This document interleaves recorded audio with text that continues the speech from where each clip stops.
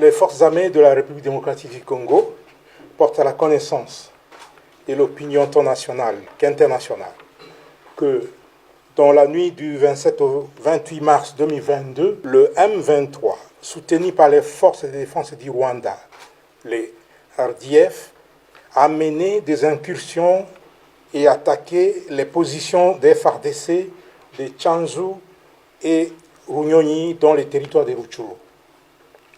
Au cours de ces attaques, les forces armées de la République démocratique du Congo ont mis la main sur 2 militaires rwandais.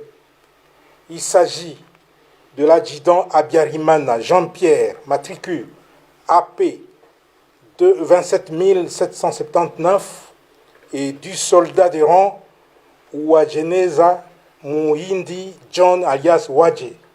Les 2 soldats rwandais sont là-bas, je vous les présente.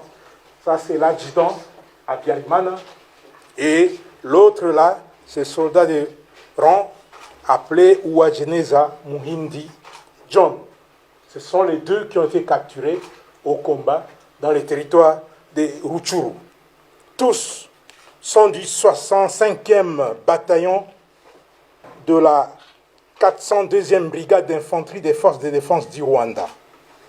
Ces 2 sources crédibles précisent les noms de leur unité et l'identité de leurs commandants de bataillon et de brigade.